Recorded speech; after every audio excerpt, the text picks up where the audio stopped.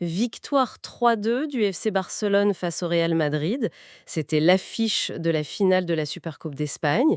Un score qui, à première vue, pourrait suggérer un match très serré, n'est-ce pas, hein? Presque une bataille équilibrée. Oui, on pourrait le penser. Pourtant, quand on se plonge dans les analyses de la rencontre, l'histoire qui se dessine est en fait bien différente.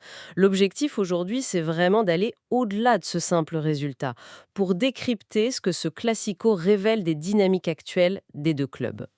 Tout à fait. Parce que la thèse qui en ressort est assez nette, hein. Cette finale confirme une supériorité collective, tactique et, je dirais même, mentale du Barça dans les confrontations directes récentes. C'est exactement ça. Et c'est un point crucial dès le départ. Ce score de 3-2 est presque, je dirais, flatteur pour le Real Madrid. Ah oui, Oui, ce qu'on va voir ensemble, c'est comment, au-delà des chiffres, on a assisté à une véritable démonstration de force d'un côté et à une forme d'impuissance de l'autre. d'accord. Pour décortiquer ça, on va s'intéresser à plusieurs points clés. D'abord, le plan de jeu initial du Real et ses limites. Ensuite, la nature des buts, qui sont de parfaits miroirs des philosophies des deux équipes. Et puis, bien sûr, la seconde période et les choix de coaching, qui n'ont fait qu'accentuer cet écart. Ce match, c'est un cas d'étude fascinant sur deux projets sportifs qui semblent vraiment prendre des directions opposées. Parfait. Alors, commençons par le début du match. Ces 20 premières minutes qui, je l'avoue, ont pu donner une fausse impression. On voyait un Real Madrid qui ne semblait pas vraiment en difficulté. Le Barça avait le ballon, mais c'était assez stérile, très horizontal. On pouvait se dire, tiens, le plan madrilène fonctionne. C'est une excellente lecture. Mais n'était-ce pas déjà un piège que le Real se tendait à lui-même? C'est exactement la question. Sur le papier, le plan était logique, hein. Un bloc bas, très compact, pour priver le Barça de ce qu'il adore, les fameux demi-espaces, les espaces entre les lignes. Bien sûr. L'idée, c'était de les laisser faire tourner le ballon loin du but, de frustrer un peu leur créateur et d'exploser en contre à la récupération. Et ça a marché, disons, un quart d'heure, 20 minutes. Les ailiers barcelonais, comme Lamine Yamal ou Rafinha, étaient plutôt bien contenus. Le Real donnait une impression de contrôle. Une impression seulement. C'est le mot juste. Parce qu'en réalité, en choisissant de subir à ce point, ils ont joué avec le feu. J'ai vraiment eu le sentiment qu'ils s'épuisaient à courir après ce ballon sans jamais vraiment pouvoir souffler.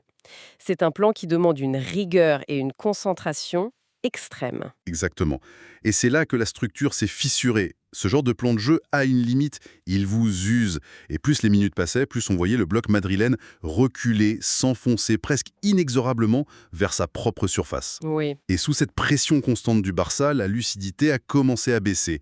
On a vu les pertes de balles se multiplier et surtout, le milieu de terrain a été complètement, oui, asphyxié. Il n'y avait plus de relais, plus aucune capacité à conserver le ballon, ne serait-ce que quelques secondes pour faire remonter l'équipe. C'est comme si la batterie collective de l'équipe se déchargeait à une vitesse folle. Et inévitablement, la sanction finit par tomber. L'ouverture du score de Rafinha, c'est la conséquence directe de cet épuisement, non?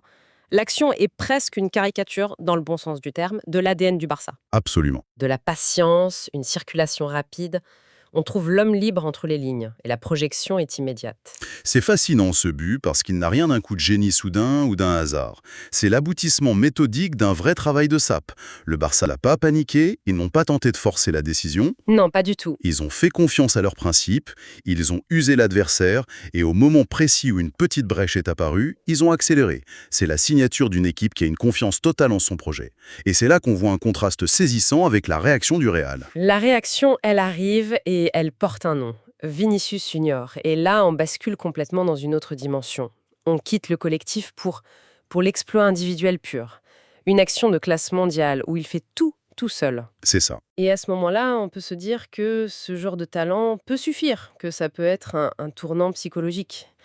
Mais ça n'a pas du tout été le cas. Et c'est tout le problème de ce Real Madrid.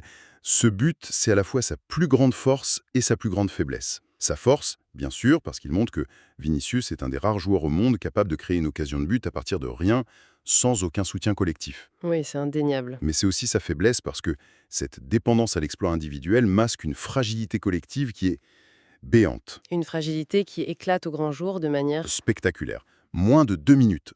C'est le temps qu'il a fallu au Barça pour reprendre l'avantage. On a à peine le temps de se dire que le Real est relancé, Ah. qui sont déjà de nouveau menés. Sur le but de Lewandowski, c'est une accumulation d'erreurs assez sidérante. C'est complètement symptomatique d'une équipe qui ne sait pas gérer ses émotions ni les moments clés d'un match.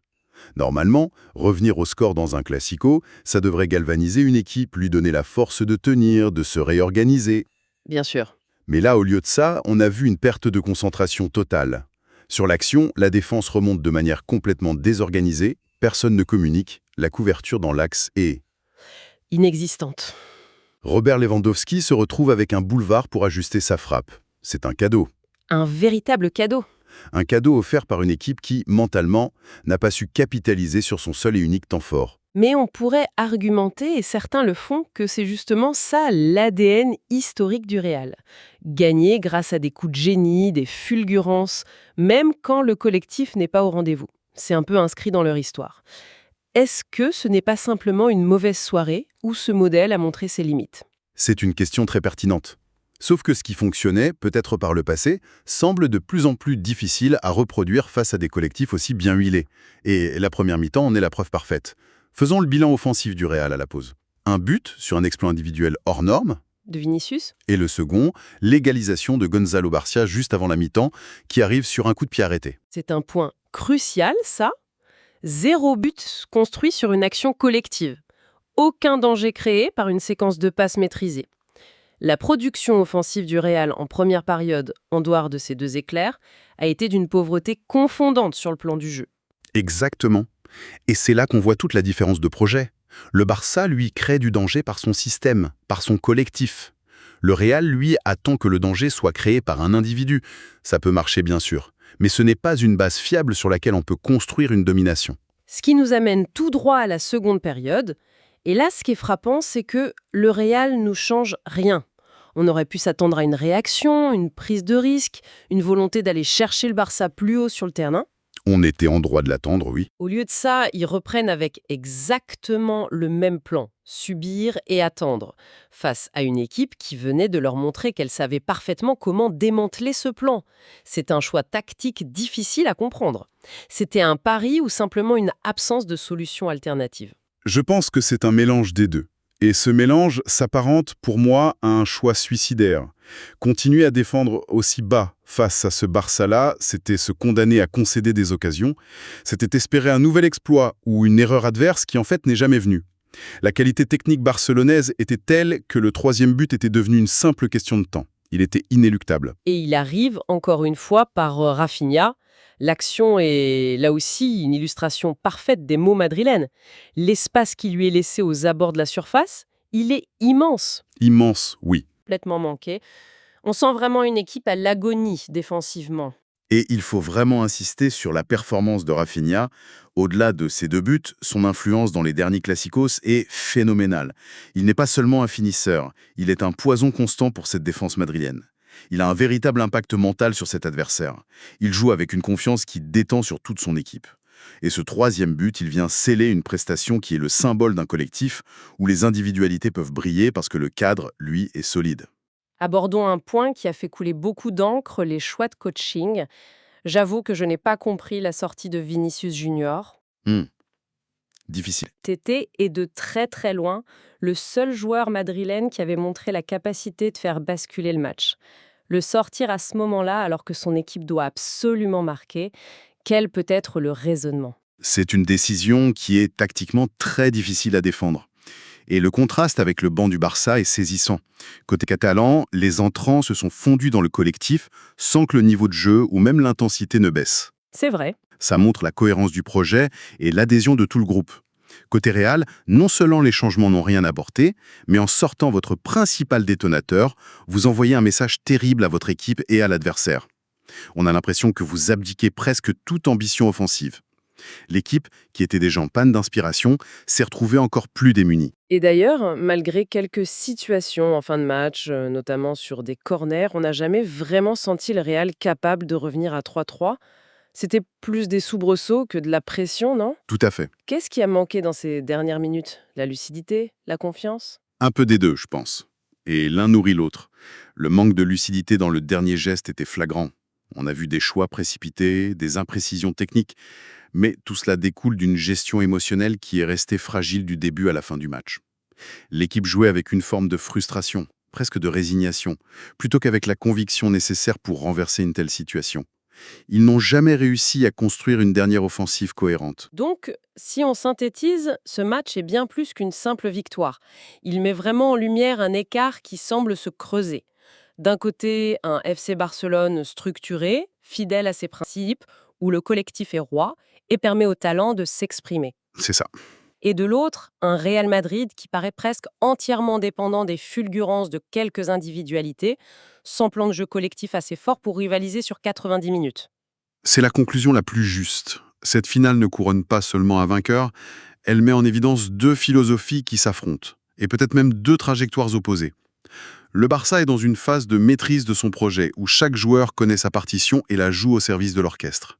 Le Real, lui, semble en quête de repères, comme un groupe de solistes virtuoses qui auraient du mal à jouer ensemble. C'est une bonne image. Les talents sont là, c'est absolument indéniable, mais ils sont trop souvent contraints de compenser les lacunes de la structure collective. Ce qui nous laisse avec une question plus large, une pensée à explorer au-delà de ce seul match. Ce modèle du Real Madrid qui a si souvent fonctionné par le passé, ce modèle fondé sur l'accumulation de talents exceptionnels, capables de coups de génie, est-il encore viable à long terme face à des projets collectifs aussi affirmés et méticuleusement travaillés que celui du Barça aujourd'hui? La question est posée, et elle sera sans doute au cœur des prochains mois et des choix stratégiques qui seront faits à Madrid. La réponse, elle, déterminera probablement l'équilibre des forces pour les années à venir. Le débat est clairement ouvert. Et nous serions d'ailleurs très curieux de lire vos analyses. Pour vous qui avez suivi cette rencontre, le problème du Real Madrid est-il avant tout d'ordre tactique, mental, ou est-ce plus profond, un véritable problème de projet? N'hésitez pas à partager votre avis dans les commentaires. Si cette analyse approfondie vous a plu, un like est toujours le meilleur moyen de soutenir notre travail.